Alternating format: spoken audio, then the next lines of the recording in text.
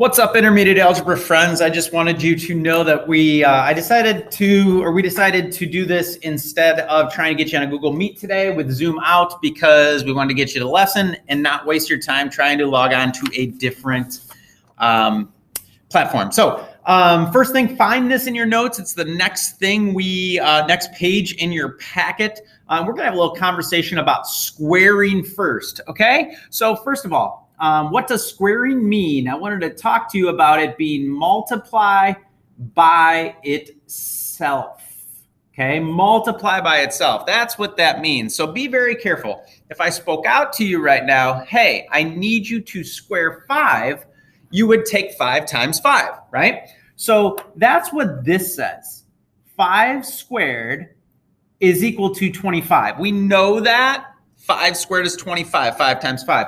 If you see it in parentheses, it means 5 squared. It means this number squared, which is also equal to 25, right?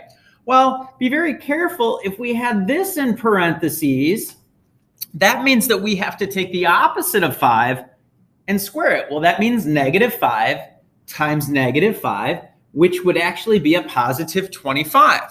Okay. All right, this makes sense. Here we go. But then there's this one right here. So if you see that, we need to be very careful about that.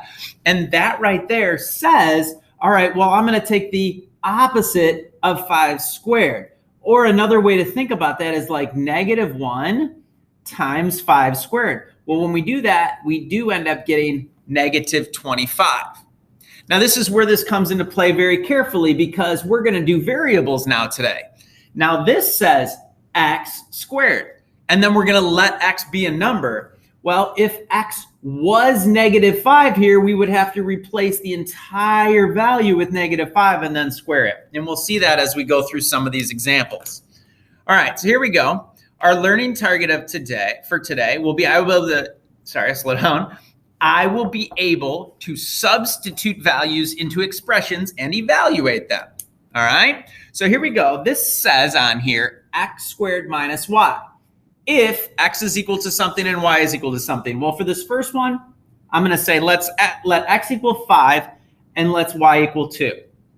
All right, so what does that mean? Well, that means I'm going to take x and I'm going to replace it with the value of 5, and I'm going to subtract that value of 2. So what can really help you here is being able to replace the variables with parentheses. Then we won't mess up as much. So this is 5 squared, which we know is 25, minus parentheses, no exponent, just kind of go away. So we get 23.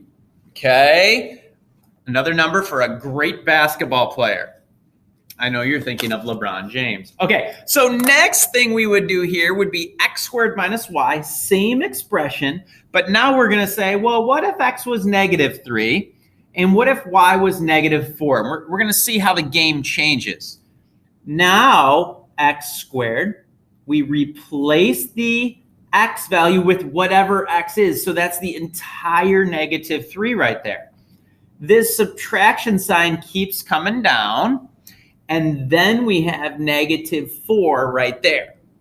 So now take it slow left to right. We have the opposite of 3 squared. So -3 times -3 is 9.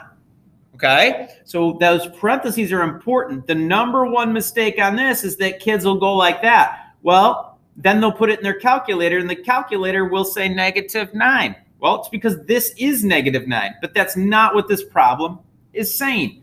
Parentheses, -3 squared. Okay, so 9, and then minus a negative. Remember, minus a negative, it turns into addition here, and because there's no squared up here, so 9 plus 4. So we get a grand total of 13 for that problem. All right, I'm going to do a few more here. Just keep following along in your note packet here. A plus 2b minus c squared. All right, so let's let a be 3, b be 5, and c be -2. So let's see how this plays out. If a is 3, okay, I'm going to put in parentheses 3, plus 2 times the b value, which is 5, minus, that minus keeps going, and then in parentheses, I have -2 squared. Okay, so order of operations, this plus sign is not going to come into play. We're not going to do that yet, but this subtraction is going after the exponents, right? But this is one of those where you can do kind of two steps at the same time. So 2 times 5, we can make a 10. And then we have minus. Be careful. We can't do minus and negative yet because the exponent has to happen first. The opposite of 2 squared is actually a positive 4 there. So then with addition and subtraction, we work left to right. So 3 plus 10, 13 minus 4. We get a 9. So be careful of the order of operations. That's what these essentially turn into after you plug in.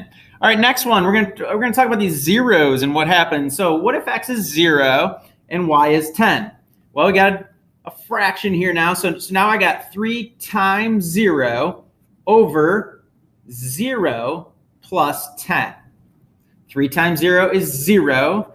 0 plus 10 is 10. So this is coming out to 0. 0 divided by anything is 0. So the actual answer to that problem is 0. So make sure we understand 0 on top creates the entire problem to be 0.